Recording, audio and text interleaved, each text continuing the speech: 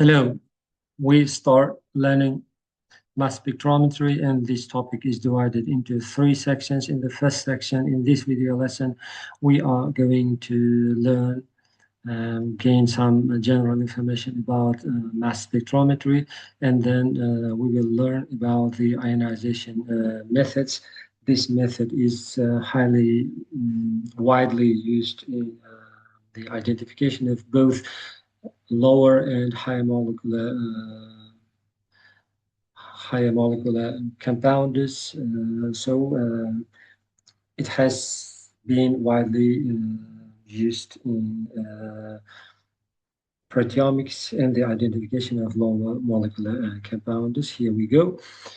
Okay, in this page we are going to learn about the mass spectrometry in general. Mass spectrometry is a highly effective qualitative and quantitative analytical technique used to identify and quantify a wide range of clinically relevant analytes, both clinically and other parts of molecules. It is used in general in different types of application in chemistry, in environmental sciences, in biology, and other spheres. Mass spectrometers expand analytical capabilities to various clinical applications when coupled with gas or liquid chromatography. And the thing is, mass spectrometer itself may not be able to identify, let's say, the structures of different compounds in a given extract. That's why it is usually coupled with gas chromatographer or liquid chromatographers.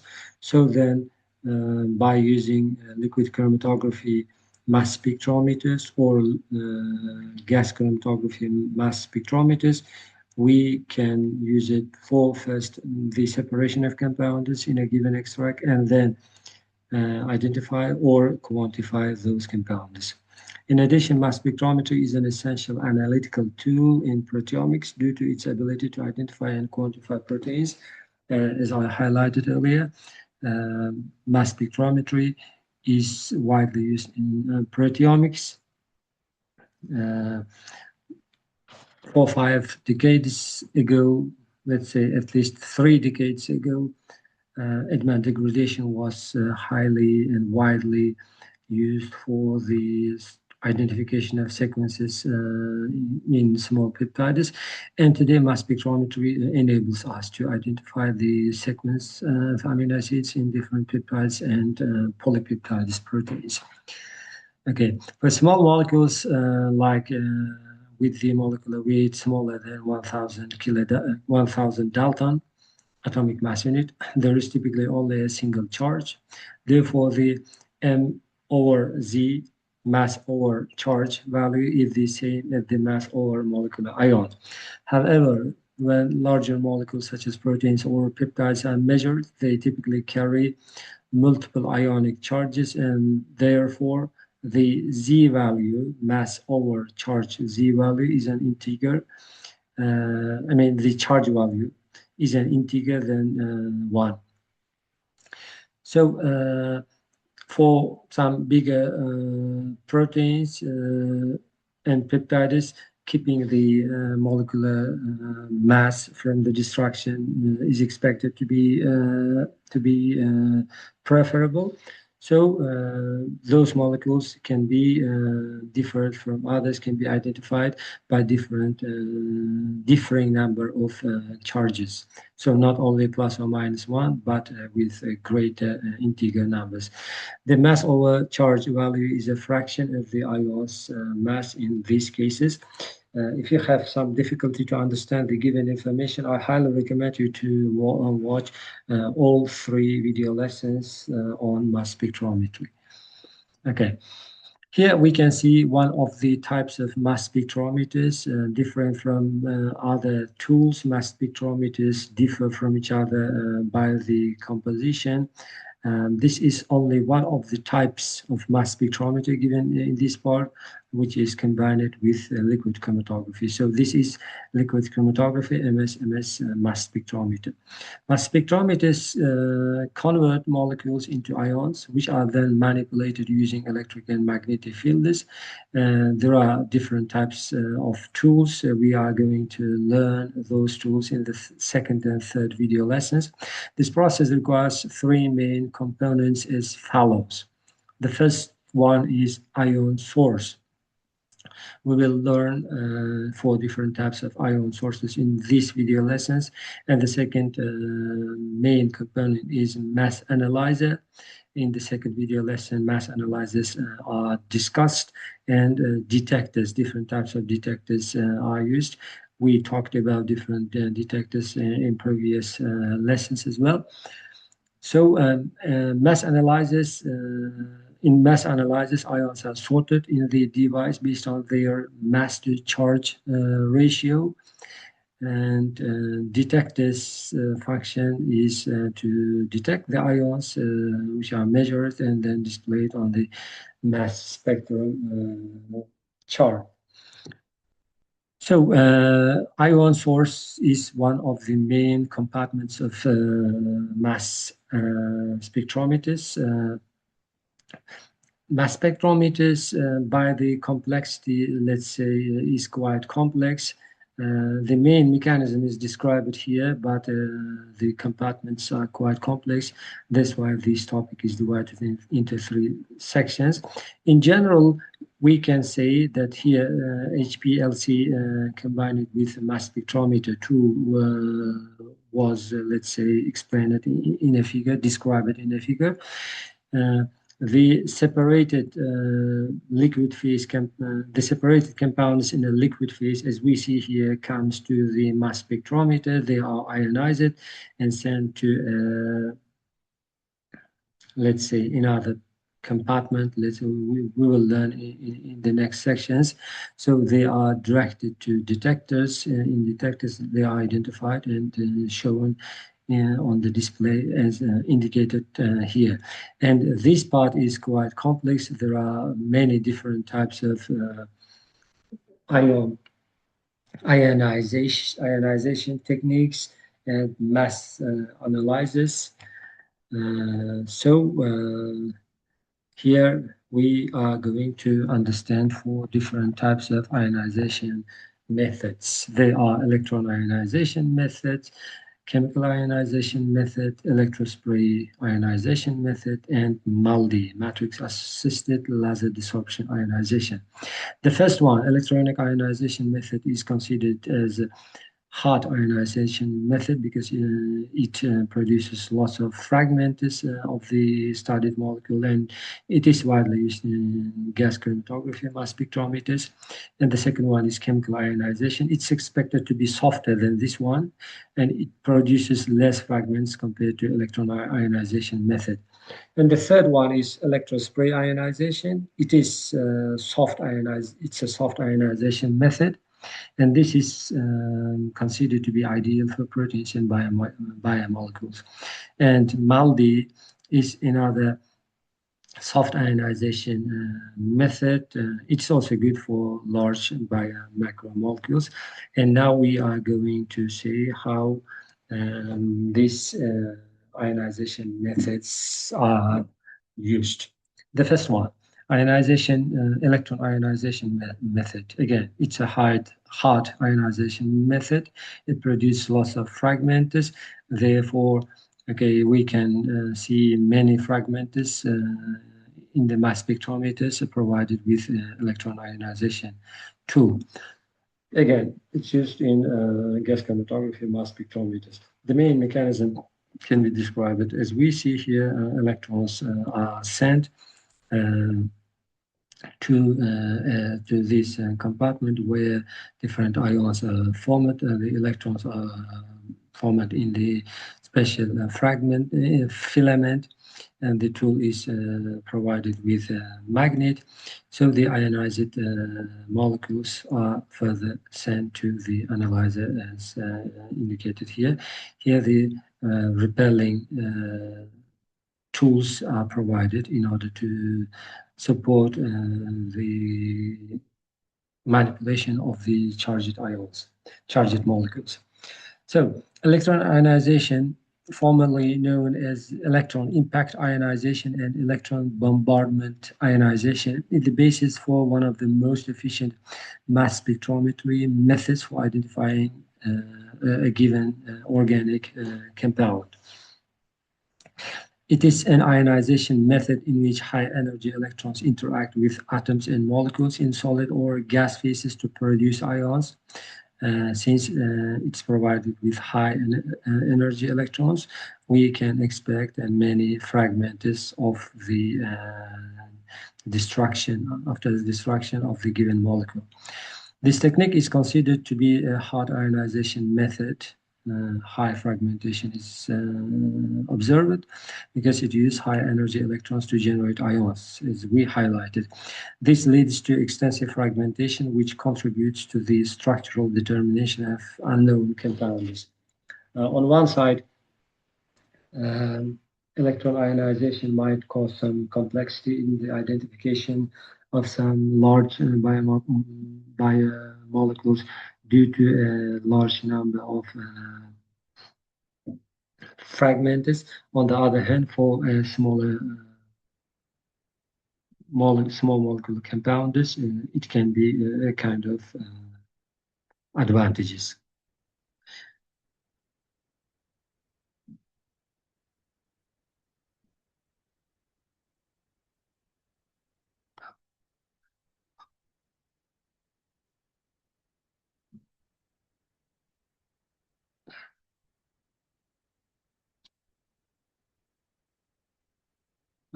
Sonra bakalım. Yavaş çok güzel на другом устройстве.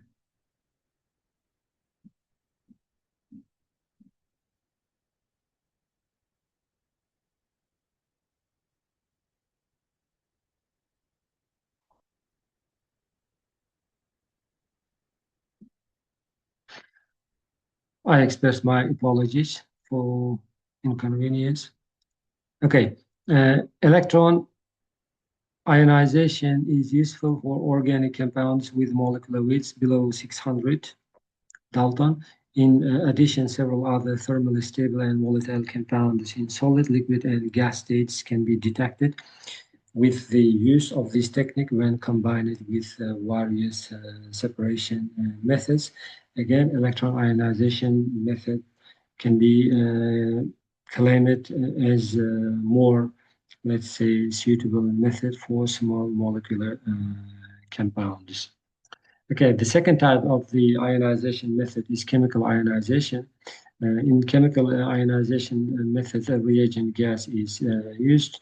It is first ionized with electrons, and then by using the ionized compound, ionized reagent, the analyte ionized.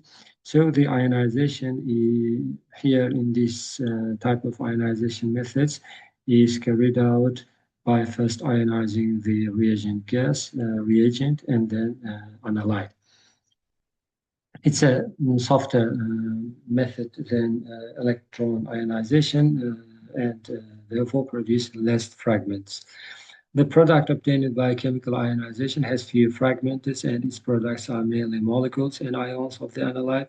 The selectivity of the chemical ionization can be easily increased by selecting an appropriate reagent ion. So different reagents can be used. The most appropriate one can be selected for the compound, and then the optimization can be achieved.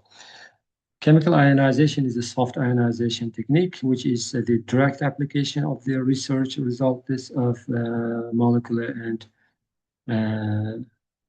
ion reactions in analytical chemistry. The earliest ionization technique was electron bombardment ionization. The product obtained by electron ionization has many fragments, which is difficult to analyze. Chemical ionization, which produced very few fragments, began in the 1950s and has great potential in analytical chemistry. The point is, the difference between them is through the ionization between the electron ionization and the chemical ionization is through the ionization of reagent molecules. Therefore, since here we see the indirect ionization, it is a kind of a softer approach compared to direct electron ionization method. In the chemical ionization process, electrons first bombard the reagent gas to generate reagent ions. The sample molecules are then ionized by reagent ions through molecular and ion reaction pathways. Here we saw how it happens. The 1970s was considered a milestone in the development of chemical ionization. At the time, researchers solved the shortcomings of the chemical ionization's work in a vacuum environment, allowing chemical ionization to work under atmospheric condition. Before this method was, let's say, carried out in atmospheric, in vacuum environment, and now different gases can be used to adapt the method and to use it more, let's say, effectively. Atmospheric chemical ionization provides energy from corona discharge and does not require vacuum environment, which greatly increase the range of chemical ionization applications. So, since the vacuum environment is not required in the, let's say, modern approaches, so it can be widely used in application. Currently, chemical ionization has been widely used in the mass spectrometry technique. So this ionization method has been already provided to mass spectrometers. And the third one is electrospray ionization. Electrospray ionization is a soft ionization method.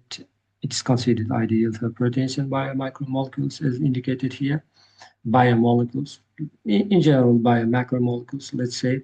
So, as indicated here, electron spray ionization converts molecules in solution into gas phase ions through droplet formation, as indicated, and then evaporation, and then repeated splitting and ion release. It preserves large biomolecules like proteins and peptides and produce multiple charged ions, which helps analyze large masses. In electron ionization, as we said, a high number of fragments is formed, and here the number of fragments formed is not high, since first droplets are formed, and they are further split into smaller parts, and then ions are formed. The difference between the electrospray ionization and electron ionization is that here the number of fragments is very few compared to electron ionization, and the let's say segments of the proteins are kept.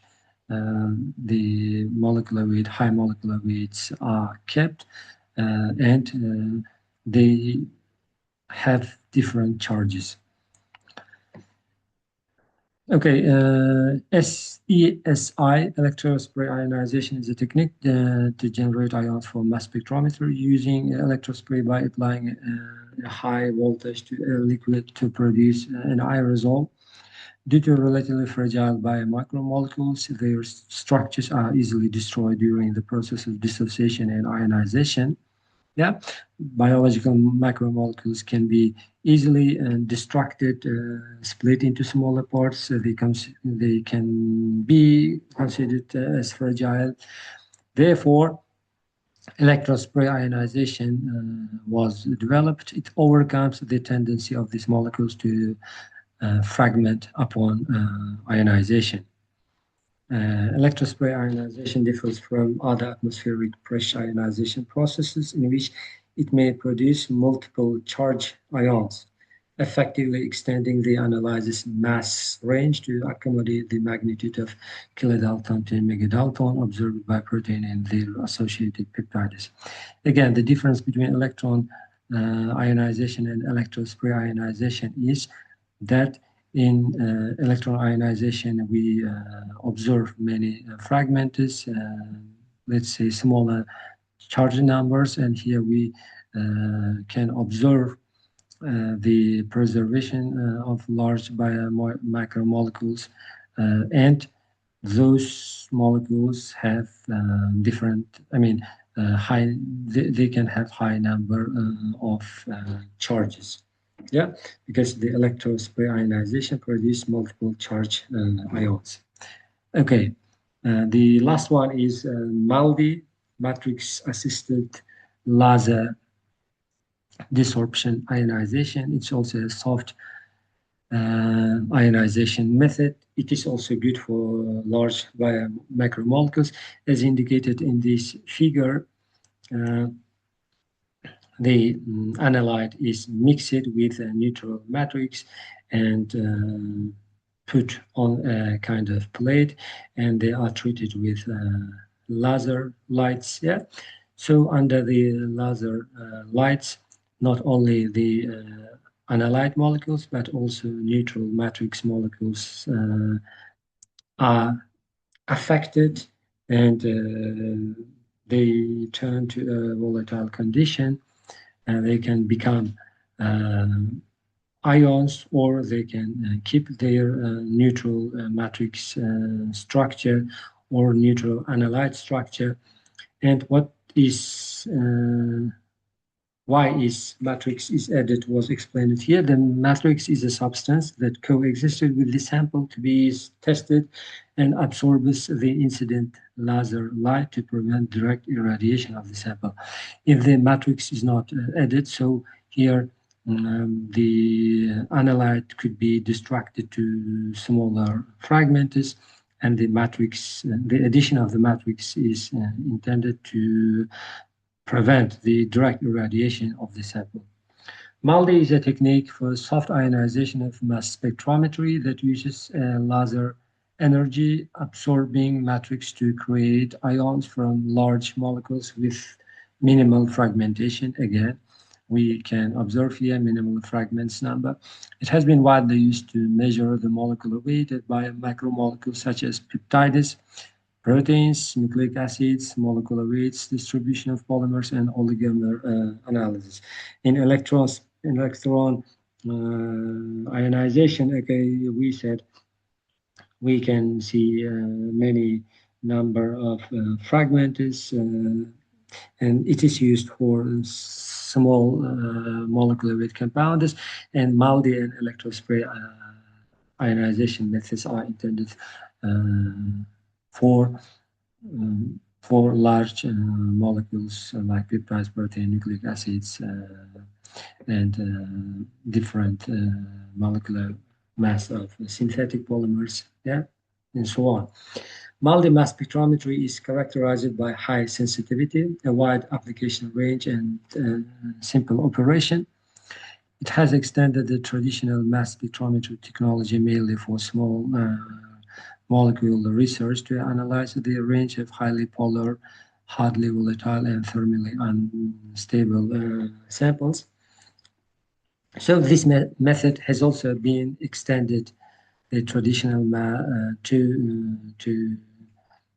has been extended to studying small molecular compounds, which are polar, hardly volatile, and thermally unstable. The MALDI method is divided into 3 steps. In the first step, okay, the sample is prepared, it is mixed, the analyte is mixed with the matrix and put upon the plate as described here. And in the second process, the mixture is treated with the laser, yeah.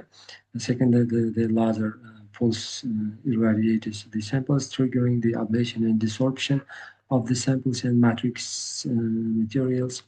And finally, the analyte molecules are ionized, matrix molecules are ionized by protonation and deprotonation in the hot plume of the ablation gas, and then accelerated into the mass analyzer to analyze them. So these are shortly about the ionization methods used in mass spectrometers. I strongly recommend you to watch the second and the third videos on this topic, and I express my thanks for your time. For those who watch us on YouTube, I kindly ask for your support with your likes, so that our lessons can reach